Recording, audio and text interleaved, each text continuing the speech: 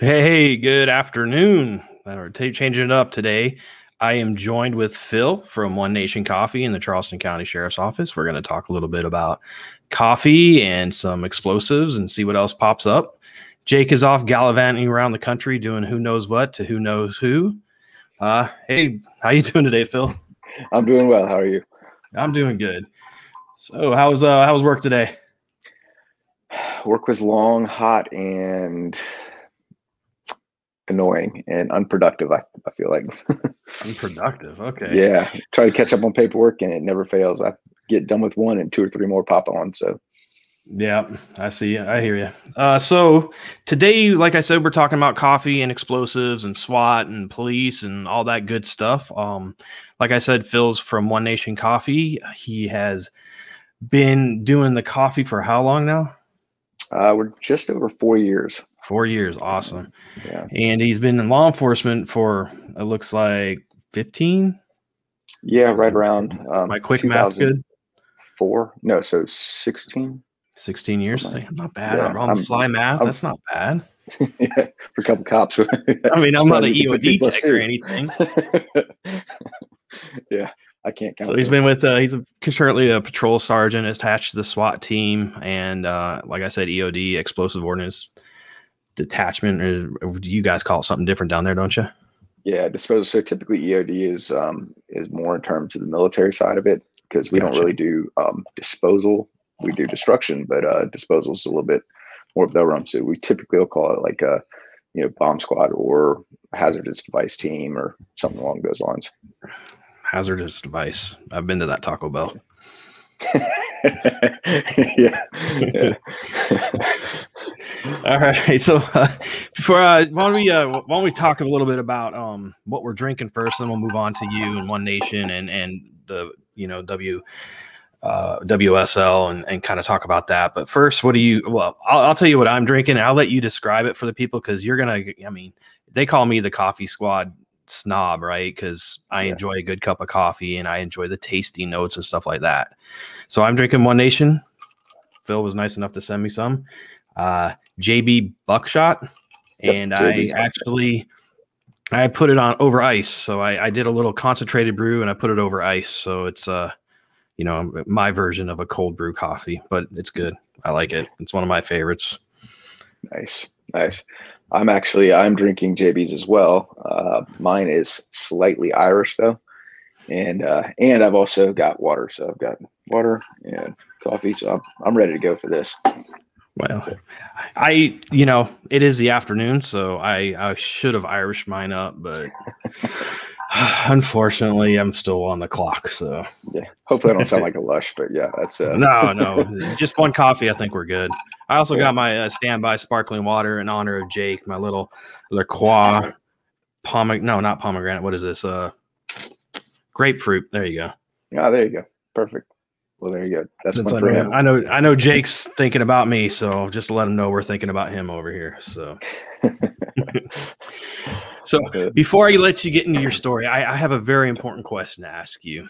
Okay. How can somebody who is a hazardous, what do you call it? A hazardous device technician, yeah, or bomb tech. Okay. How does somebody who's doing that type of stuff hopped up on coffee? How does that go hand in hand? So surprisingly well, actually. Now, for me, fortunately, like I could probably drink 7 cups, and I drink so much coffee, it doesn't really affect me too much. However, I don't want to sound too much like like the cliche of the movies or whatever. I'm not typically going out and cutting wires and stuff like that. Yeah. We have to. You definitely don't want to be jittery for something like that. But most of our stuff is we just use bigger bombs to get rid of smaller bombs, or smaller bombs to get rid of bigger bombs. Take the pipe bomb, put it in the big egg or whatever it is that you guys have, and let it go boom. Exactly. Yeah. Or just dig a hole and make our own. So. Yeah. So this was many, many years ago, even before I got into law enforcement. One of an officer at a department, I will not say names or locations. This department had a drop box for their evidence, so when evidence technicians weren't there, they had a little drop box that you could drop the evidence in. Well, yeah, he located a pipe bomb and didn't know what it was and put it in the drop box and just put that thing into evidence. So needless to say, the next morning when the evidence technicians came by, they were a little perturbed with him. You would be surprised how much that happens, even with all the training we try to give our people with, anything that's suspicious. But every now and then there's always that one, or sometimes another agency, because not all the agencies around us have bomb teams. But yeah, we get some interesting ones like that. That's for sure. Well, I'm glad that he is not the only one who did that. So I'm sure he'll. Right. Yes, I'm sure any bomb tech in the country can tell you probably 10 stories within the last 2 years of dealing with that exact same problem. That's crazy. Well, yeah. Pro sergeant says, it's not good. And just put it in there. You know how that goes. So you road sergeants. Yeah, I know, right? I think they know everything. It's crazy. All right, Phil, why don't we I know we kind of touched a little bit on. Why don't you go ahead and give me your biography and tell me how you grew up into becoming a police / coffee connoisseur expert. Yeah, so I mean, if we go way back, I grew up in Chick-fil-A. So my dad actually started one of the first Chick-fil-A's here in Charleston. So quite literally from the age of, well, he was already in it when I was born, but from the age of 5 up until I guess it was about 20 something, I worked in Chick-fil-A. So fill and drink comes doing whatever. And so then, fast forward after college, I went into the Marine Corps, went through OCS and ended up blowing my knee out halfway through. So came home and still wanted to do something. It's going to be about a 2-year wait for me to get back into OCS. So I said, you know what, I'm good with it. So I ended up becoming a reserve deputy at the sheriff's office while I was still working at Chick-fil-A, and did that for about 4 years. And finally, after 4 years, I decided, you know what, I really like doing this. It's a different challenge every day. And so I put in for a full-time position that came up and got it. And that was in 2008, I think it was. So went full-time then, and from there it kind of just I did patrol, did a lot of fun stuff, K9, narcotics, homeland security investigations, regular investigations. And but what ended up getting me into the coffee part of it was 3 o'clock in the morning, is, you can probably attest to, you drink some really bad coffee at some really seedy gas stations. Oh yeah. And so black sludge. Oh man, sometimes it was just kind of plug your nose and just get the caffeine in your body. And I didn't always want to do like a Monster energy drink or Red Bull, because back then that was pretty much your choices. And so I just kind of, being disgusted with all that, I started learning how to roast coffee. And I learned how to roast on a little popcorn machine. And so as that kind of developed, me and a couple of my buddies decided, hey, let's sell coffee. And there was a couple of discussions, which I'm sure we'll go into more detail on that here in a few minutes. But so we ended up starting the company and ended up learning how to roast on the big roaster, which is completely different science. And from that, it's getting snowballed bigger and bigger every day. Yeah, it's great. And so yeah. Yeah, I know. I'm a home brewer. I beer is one of my hobbies. So yeah. I homebrew, and I started looking into, what it would take to kind of upscale to a professional system. And it's a whole nother world. Like you said, it's a whole nother science. It's like going from like high school chemistry to organic 3 or something in college. It's a big step up. Or nuclear engineering. There you go. Nuclear. What is this? Yeah. So, especially with how much you're paying for some of the equipment, it's insane how expensive those machines are. Yeah. I'm sure coffee roasters is just as bad as or more expensive than the beer stuff. So. Oh yeah. Yeah. It is not a cheap profession to dive into. So. Well, I thank Doug Wright. He's a mutual friend. He introduced me to your guys' coffee, and I really enjoyed it. And he kind of linked us up, and I appreciate you coming on. Doug's an awesome guy. Congratulations to making Chief for him. Hope he's listening. Yeah. Yeah, he is. He truly is probably one of the most amazing people you will find, especially in this career path. He is a genuine, just good person. always helping people, doing the right thing. Like that guy is, I would follow him anywhere.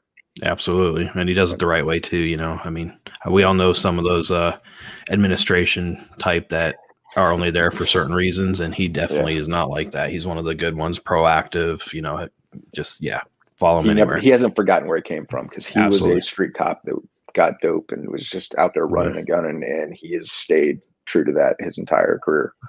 I met him doing a lot of interdiction courses and stuff. And all right, well, let's move on to OneNation Coffee, because I do want to, give you an opportunity and a stage to talk about OneNation, because I'm excited, because this is our first kind of coffee on here. Somebody who likes coffee like me. So nice. Yeah, I can totally nerd out on this, so you'll have to stop me if I get too deep into it. Well, if it gets too deep, I'll let you know, or somebody will let us know. That works. So we talked about how you got into coffee. And so what OneNation, just tell me a little bit about the name, the mission statement, and then we're going to go talking about how to make a great cup of coffee. Okay. Yeah. So we, like I said, we're a little over 4 years old, and it originally started with 4 of us. It was me, my business partner, his brother, and their cousin. And it kind of started as a joke. I don't want to call it a joke, but it was kind of us just on a group text having a good time and talking about all the things going on in the world. And so we kind of came up with the idea of like, hey, let's start a business. And so John's brother actually said, hey, let's start a coffee shop. And I was like, that's a great idea, but you're out of your mind, because we were all in different sections of the country. So we weren't all here in Charleston.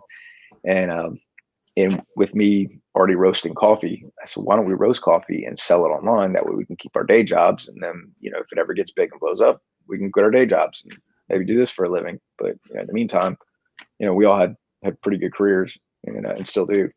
And so, so we kind of, joked about it that day, did some, a little bit of research in it. And then a couple of days later, after looking at the numbers and what it would take to actually start this thing, we can do this. This is going to be, a viable thing. So we started it. And from there, I ended up meeting a roaster local down here in Somerville who had the big machine. Cause again, I'm on a little popcorn machine in my garage. We're never going to be able to maintain a business with that.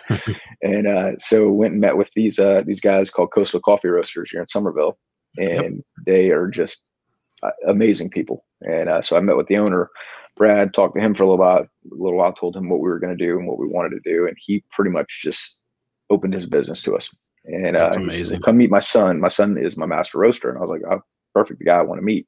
And so funny enough, when I saw him from a distance, I'm walking over and he looked like a total stoner. And I'm like, oh, great. This is like some, kid who's like, yeah, Dad, whatever. I'll just roast your coffee. Just give me money for weed or whatever. Right.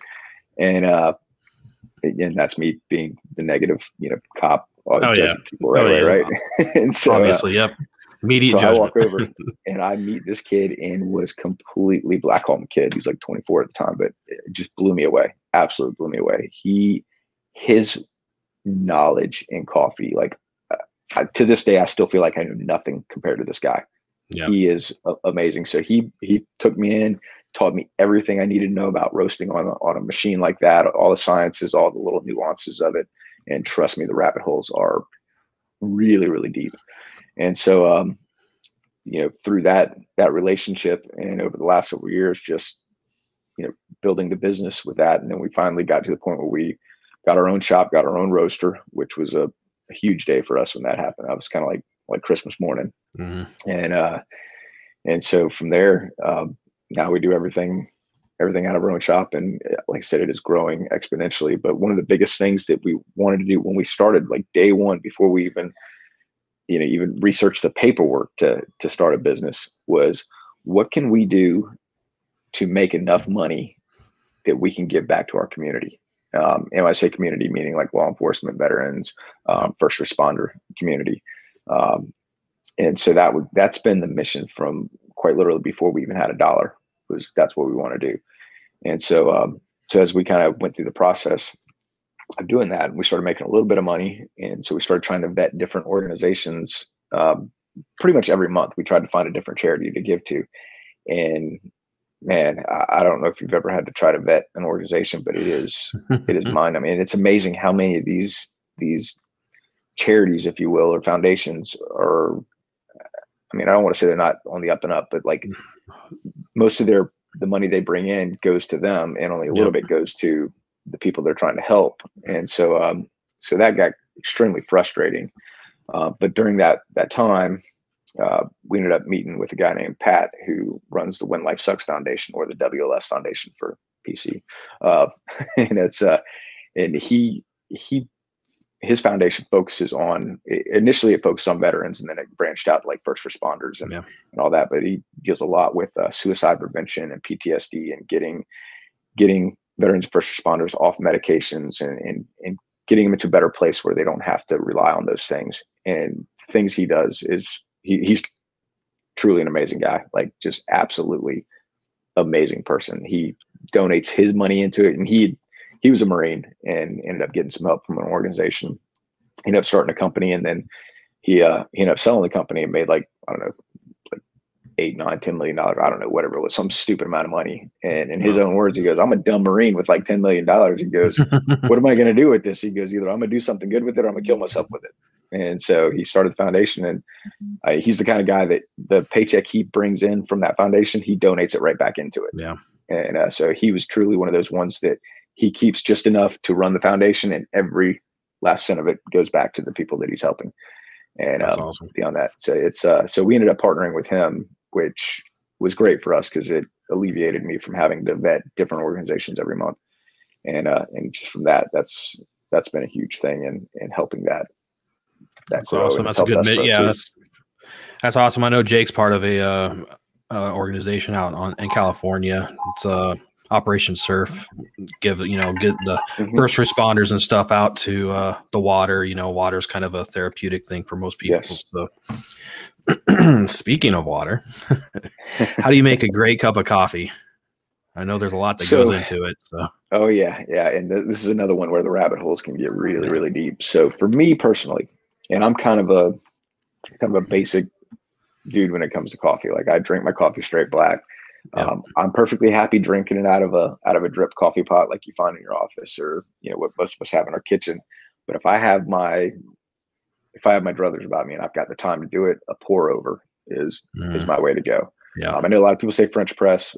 I like the pour over. It's hard to describe the difference in it. Now, if you want to like get your coffee really, really strong, let it steep for a good amount of time in a French press. But with the pour over, it basically extracts those oils, but it does a little bit quicker. It's a little bit easier to clean up too. I'm lazy, but that's kind of my go-to. I love my pour over coffee. Yeah, that's mine too. The pour over, it definitely is less acidic. The drip, I think they've done a better job now with the machines, but the drip kind of washes one area of the coffee, and it starts to get kind of acidic and less flavorful because it's only one area. Where the pour over, you get to control everything, let it bloom and all that good stuff, right? So yeah, and it's kind of cool to watch how it does that too, and so it's kind of a show at the same time, and hopefully you have a lighter carafe at the bottom so you don't overfill it like I've done 100 times. but yeah, I just feel like it brings out so many different flavors, especially if you're used to drinking like your K cups or your just regular drip coffee on a daily basis, and then you get like a Saturday or Sunday, or you get a nice morning where you just don't have a million things going on. You can just soak that all in. Yep. I do if I have time, I like either the pour over or the AeroPress. Those are kind of my two go-to for time consuming ones. I mean, AeroPress is good too.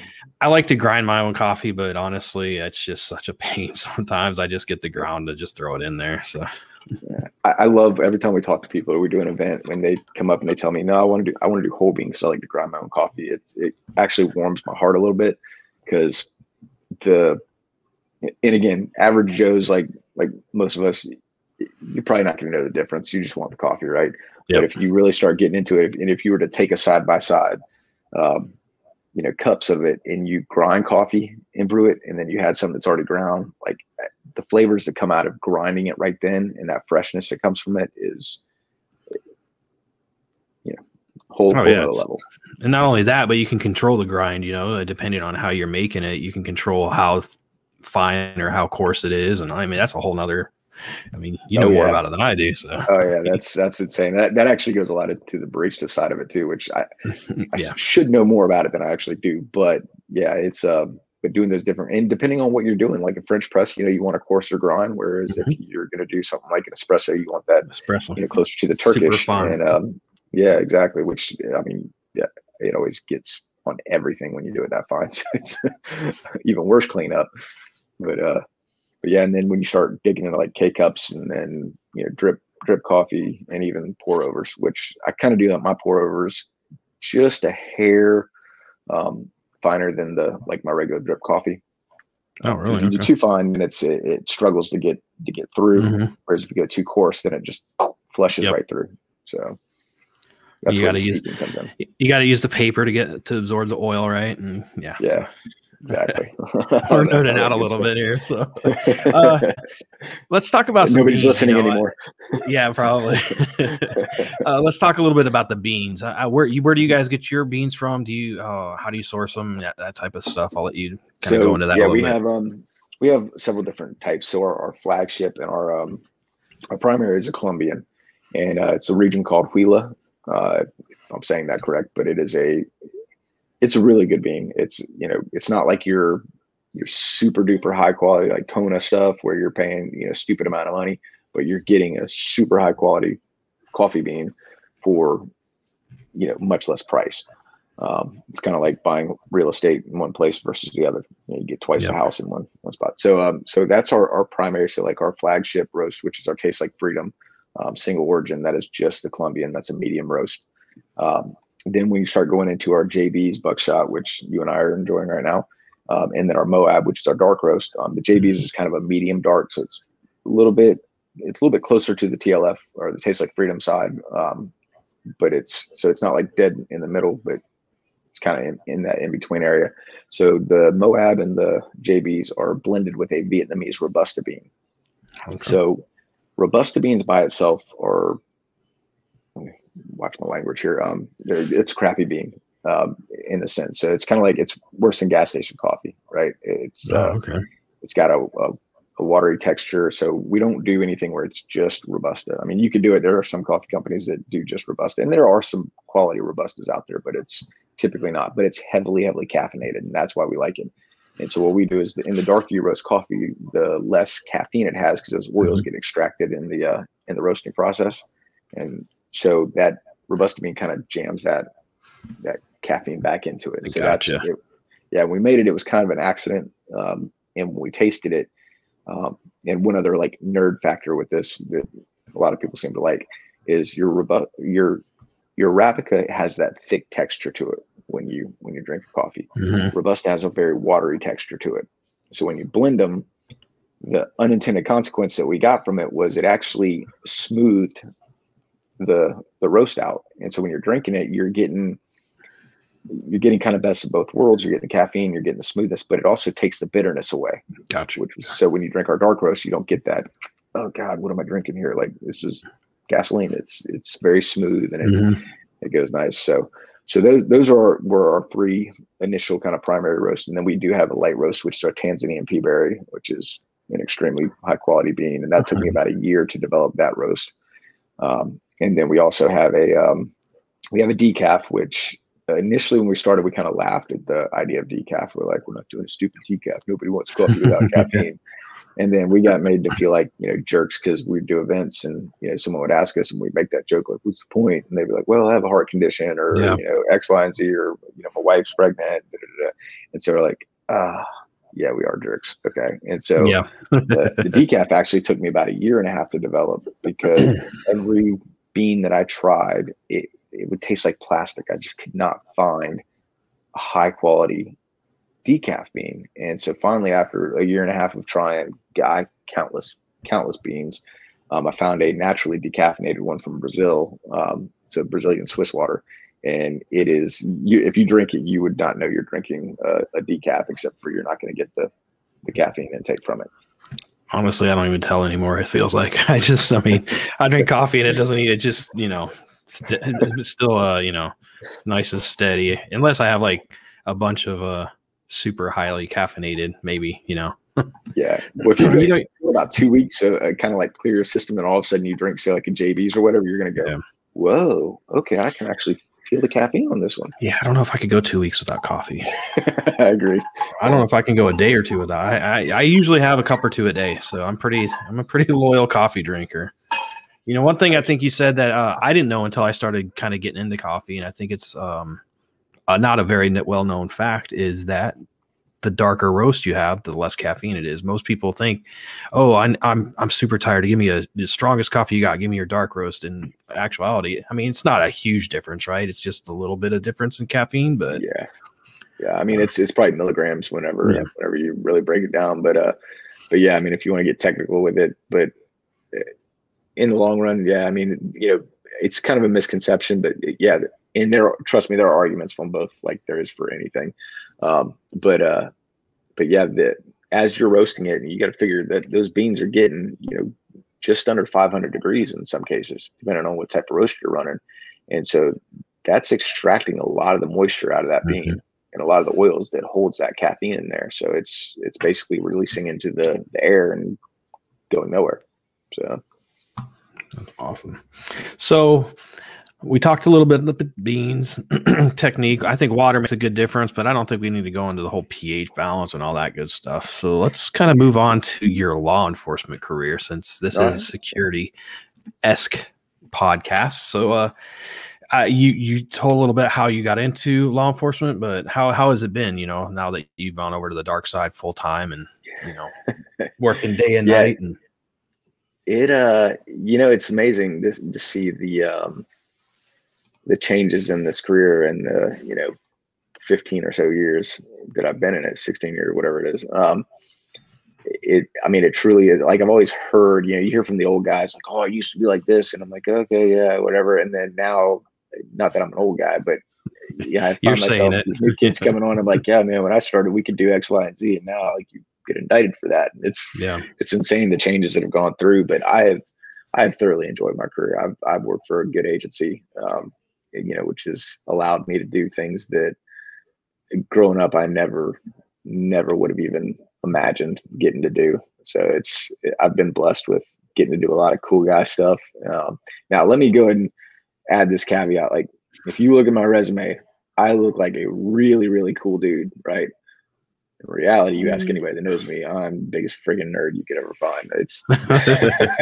I look good on paper, but yeah, on that, I've gotten to do some really fun stuff, and especially, you know, with SWAT and bomb and just even, I mean, some of the craziest stuff I've done was either patrol or when I was in narcotics. So I've got, narcotics is a wild ride. And I'm sure it's one of those games that. Yeah, you guys are probably like us, where most of our SWAT calls were dealing with something with narcotics, high risk search warrant or something like, you know, it always seems to go back to narcotics. So yeah, we have ups and downs with that. We go through phases where, you know, narcs are calling us all the time for SWAT hits, and then they'll go through a phase where we don't get called for any of the narc hits. And so it's just kind of a roller coaster. So, speaking of the bomb tech, how much training do you have to go through? Is that like something, I mean, you know, some law enforcement training is like weeks long, and then others it seems like it takes years to develop what you need to implement it and do it. Yeah. So being a bomb tech is very, very, it's different from most of the other disciplines within law enforcement, for obvious reasons. It's very, very technical. So just to get your basic certification to be a bomb tech, you have to go through a 6-week school in Alabama, at Redstone Arsenal, and which is probably one of the funnest times of my life, because it's essentially like going to college, but you're getting to blow stuff up every day. It's insane. And so me and one of my partners went together, which was kind of rare, but we were very fortunate, and we had an absolute blast learning it. But then when we got done with it, so 6 weeks. And well, let me back it up just a little bit prior to that. How I got on the bomb. I don't know if we're maybe go to that later, but so I joined the SWAT team, and a little after a year of being on the SWAT team, my element leader at the time, or actually technically wasn't my element leader, but he was the bomb commander. He was on the SWAT team too. He was the breaching element leader. He came to me and he said, "Hey, do you want to be a breacher?" And I was like, well, sir, I mean, if that's what the team needs, then I'll do it. And he's like, okay. He's like, well, you got to join the bomb squad. And I was like, well, I don't really want to join the bomb squad. And he's like, well, you want to be a breacher though, right? And I was like, well, again, I mean, if that's what the team needs me to do, then yeah. And he goes, okay, well, you got to join the bomb squad. And I was like, all right, fine, I'll join the stupid bomb squad, whatever. And so I did, and it took almost 3 years for me and my buddy to actually get to bomb school to go. So that first 3 years, I mean, we learned a amazing amount of stuff. But once I got on the team, I was like, holy crap, how was I about to not do this? This is so awesome. And so fast forward, we go to bomb school. We come back from bomb school, and we're newly pinned bomb techs, and we know just enough to probably get ourselves killed. Yeah.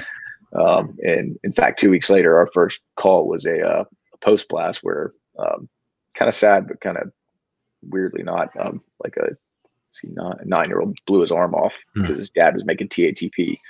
So that was kind of a weird one, but yeah, it was. So we welcome to the bomb world. Here we go. Yeah. And so we stay pretty busy here in Charleston with bomb stuff. But as you grow, and again, this is kind of where it goes into. I've been fortunate with the agency I work with. The training that we get is insane, and we get a lot more training than even a lot of other bomb squads around. For whatever reason, I guess just networking or maybe our location, but we get to do a ton of training. We get to work with the FBI a lot, to include like even FBI's like their high speed, RSU teams. That, I always joke and call them nerds in black helicopters, but they're the guys. If a nuclear device comes up, they're the ones that are going to land and, go do their thing. And we're like, yeah, you can have that one. So anything with that nuclear disassemble, it's all you guys. Yeah. And it's crazy how the knowledge base comes. And I'll give you a quick story with that. I had been a bomb tech for a couple of years at this point, and my daughter had just been born, and I would go and I'm working a pipe bomb call for a old fire marshal who had passed away. And it was a real pipe bomb. It was, I wasn't sure what it was. And so I go in, I do the thing, we try to do as much as we can with the robots, and, but at some point you pretty much have to leave the robot and you have to go down and do your stuff. And so I go down there and I get it cracked open, and I'm looking at the inside of it. And so I stop and I'm like, let me go back. And so I go back to the truck, and my bomb commander now, John, this guy's like, he's been a bomb tech for like 100 years, and he knows everything about everything. And, which is a great guy to have on your team. And, so I go to him, I'm like, hey man, it looks like dog shit inside the pipe. And he's like, it probably is. And I was like, oh, okay, whatever. And so I go back down range, and I'm probably about 30, 40 feet from the pipe, and I'm getting ready. I got my little tools. I'm getting ready to go down and do my thing. And I was like, you know what? Let me just stop for a second. So I stopped, just kind of dropped down my knees, and I said a quick prayer. And I was like, please let me go home and see my daughter tonight, after this. And so, all right, well, here it is. Either I'm going home or I'm not. And so I go down there and I start taking everything apart and get it all separated. And I'm like, all right, cool. I'm done. I didn't blow up. That's good. So I go get John. At this point, he comes up and he looks at it and he goes, oh yeah, that's your explosive. That's a rocket motor. And I was like, huh? And he goes, yeah, that's your explosive. And I was like, so I probably shouldn't have been touching it and poking it and stuff. He goes, yeah, probably not. He walks off, and I'm like, oh, Jesus Christ. So, it kind of live and learn, right? Yeah, exactly. Well, but now I know. And I asked him later, I said, how did you know what that was? Because it looked like crap. And he goes, yeah, well, a couple of years ago, we ended up catching a couple of terrorists in Goose Creek. And I remember that. Legit terrorists. Yeah. And so he said that he was telling me the story. Maybe I shouldn't say this, but whatever. He said they found Tupperware containers that looked like human excrement, and that's what they thought it was. And so they'd taken a sample of it, and they didn't think much of it. And it goes off to a lab, and I think it was like the next day. All of a sudden, they were like, "Hey, where are those containers?" And they were like, "Oh, they're in the van," and which had been towed at this point. And they're like, go get it. That's the explosive. And they're like, oh, so they end up going and collecting everything. And so like, he said he never would have known what that was had he not had that experience. So it's, comes a time. Yeah. I imagine being a bomb tech is kind of the ultimate pass fail test though, right? Yeah. Well, the good thing with being a bomb tech is if you fail, you're not going to know it. Yeah. Well, hopefully. Everyone Well, else will, maybe but you I won't. don't know. So, Depending on how you look at it, you know, hopefully you don't know. right, right. Yeah, actually, so interesting enough, my business partner, he's Navy EOD, and we've been friends since we were in third grade, and we actually lost contact when we were 15, right around 14, 15 years old. He moved to California, and this is before Facebook, before all that stuff, Mhm. and about 15 years later, we finally connected through, I think it was Facebook at the time, and we get on the phone with each other. And I'm like, hey man, what are you doing now? And he's like, yeah, I'm Navy EOD. And I'm like, shut up. He was like, why? And I was like, I'm on the bomb squad. And he's like, are you serious? And so yeah, there we go, fast friends again. And then here we are now. I don't even know what year that was, but yeah, we're Yeah. now we have a coffee business together. So. That's pretty cool. Yeah, when I was going through PLDC in the Army, one of the guys in my squad or whatever was our platoon, I guess, was EOD, and he's trying to convince me to come over, and we started talking about it. I started thinking about it, and then like, yeah, you got to spend like X amount of hours or whatever in that suit. I was like, nope, I'm good. That big heavy suit, no, I'm good. I played fun time games enough. I'm good. Yeah, it's the suit is not fun and it never fails. It seems like the most suit calls you get are in the middle of August. Of course. Like, yeah, like you can't get them in February. Forget that. It's got to be the worst time of year. And did you see just yesterday or today, some Army captain broke the 1 mile world record run in a bomb squad suit, or in a bomb suit. Yeah, the female, right? Yeah. I'm not sure what the male did, but I know the female broke the record. Yeah. She was an Army captain. Yeah, that's I can tell you that is a feat in itself. You put that thing on and you just try to walk 100 yards and you will be smoked. Oh, even yeah. if you're in decent shape, like you were going to be smoked. And if you have to like crawl, you got to do anything else. Every time I put that thing on and I bend over and I start working on something, like, I don't know, maybe less than 10 minutes later, my back is barking at me. It is just miserable. Your mask or your visor's fogging up because, again, it's probably going to be August. And so just dealing with all that is it is not fun. So for someone to run that kind of distance in a bomb suit, yeah. What does it weigh, like 85 pounds or something like that? Yeah, and that's if you're not carrying any kind of tools or you don't have anything attached to it. That's just the basic bomb suit. Yeah, I don't know. I'd be like, just send in a robot. Yeah, that's probably why we try to do robots as much as we can, but like I said, sometimes you just got to go, all right, well, put it on. Let's go down and deal with this.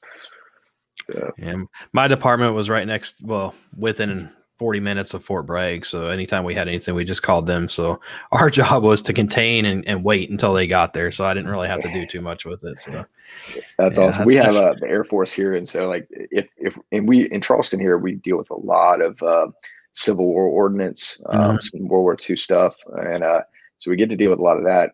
But the fortunate thing with us is anytime we deal with that, even if it's Civil War, doesn't matter what side it was on, that's military ordinance. So we'll go, yep, that's military. Call the Air Force and they'll come deal with it. It's a little less off our plate.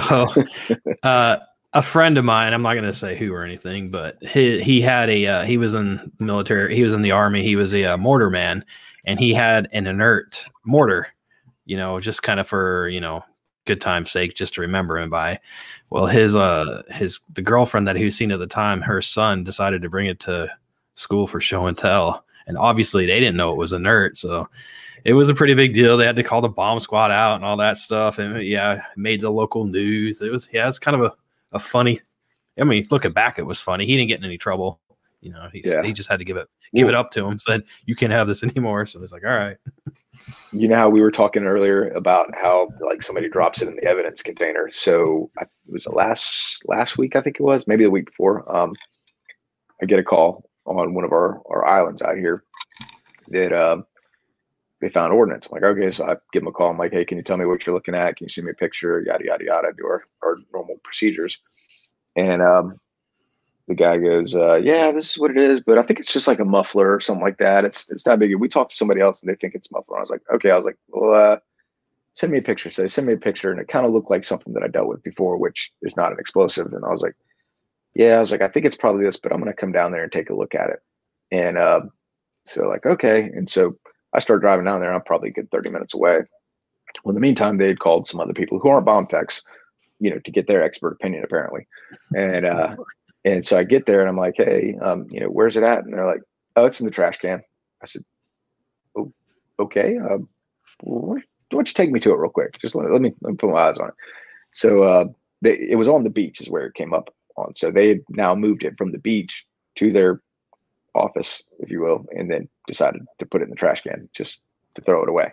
And my initial thought was, okay, well, if it is what I think it is, I don't want to deal with a bomb call later tonight at the landfill because somebody else is going to see it. So I'm just going to take it and be done with it.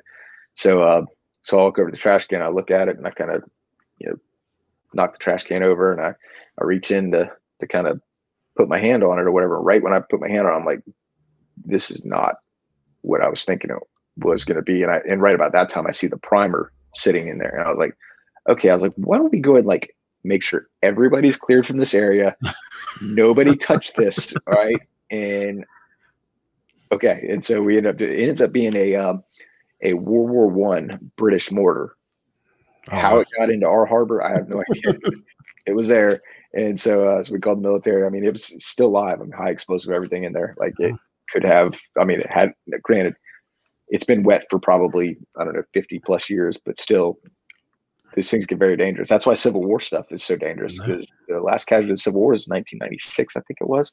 Somebody goes into a cannonball and, it's black powder in there. It's not just a solid piece of steel. You know how it got here. Some grunt, whether it was Army, Marine, or whatever, decided to bring it back to show his family. Probably lost it in the harbor or whatever. And that's exactly what it was. Either, 80 years later, it washes up. Yep. He's like, this is so cool. Look at what I got. And either somebody bumped him and it fell off the boat, or somebody was, hey, man, you better get rid of that. You're going to get in trouble. Yep. Throw it in the harbor. They got, they got the talk. If you guys are bringing anything back from over there, you're not allowed to. I wonder how many talks they actually had for those guys back in World War I and World War II. I can't imagine it was a lot back then. Yeah. Now it's like you're getting searched and going through metal detectors. You're going to be brought up on charges. Yeah. Oh, yeah. Exactly. Oh, well, I think that was pretty good talk about about your bomb tech and your coffee. And I know we talked a little bit about WLS. If you want to kind of show everybody where they can go to get OneNation Coffee and how they can help WLS and anything else you want to talk about. Yeah. So OneNation Coffee, you can go, you can order it online, which is kind of our primary business model at this point. We're starting to expand out to restaurants and doing some different things. So it's growing in that regard, but www.onenationcoffee.com. If you look at us online, we actually quite literally just shipped out our first Amazon shipment today. Nice. So in the next day or two, it'll be live on Amazon. So onenationcoffee.com. You go on there. We're on all the Instagrams, Facebook, all that stuff. So you can actually go there. We have links from all those accounts where you can go in and buy our coffee. And $1 of every pound that we roast goes to the When Life Sucks Foundation. So every bag that you buy is actually going to help somebody. That's awesome. And then in the When Life Sucks Foundation, it's or WLS Foundation or When Life Sucks Foundation. You can search that. Also, there's links to it from our website. All of our social media, you can go to it from there as well and learn a lot more about what they do. And they really are helping people out there and doing the right thing. And so and that's our big thing, is trying to do the right thing. And if we can do it by selling a bag of coffee, and I can't wait till the day comes where I can write a $10,000 check to When Life Sucks or whoever and not even bat an eye at it. So yeah. And they do have a coffee club subscription, correct? Yes. Yeah. We have a coffee subscription, which we love that because it makes it easy for everybody. So it shows up pretty much on your doorstep every month, every week, every 2 weeks, however you want to do it. We actually just switched over our platform, which makes everything a lot easier. So if you say you sign up for 1 month and you decide, hey, I need more, I need it every 2 weeks, you can easily go in and make those adjustments to it. Or if you're getting it every week and you're like, hey, I'm got a little bit too much, I'm starting to stockpile it, I should keep doing it and just give it as gifts. But if you want to slow it down, you can do that too. Yep, and they also have merchandise, stuff like that. So definitely check them out. Phil, I appreciate you hopping on. I know it was kind of an exercise in, I don't know what you want to call it, typical SWAT cop type stuff, jumping around trying to figure stuff out. But appreciate you hopping on. Yeah, thanks for having me. I really appreciate it, and I love y'all's podcast, and I appreciate it. Yeah, we'll have to get you back on next time with Jake, and maybe he can we can nerd out about coffee, and we'll see that glazed look on his face, and drool start coming out. I think we could spend 45 minutes just picking on him about not drinking coffee. Probably, yeah. But yeah, thank you so much for having me and letting me come on and talk. It's amazing. All right. Thanks, everybody. We'll talk to you next week. Next week, we have a special guest, Black Sun author, trial lawyer, engineer, and pilot Brett Godfrey is joining us. So check us out next week. We'll talk to you guys later. Thanks.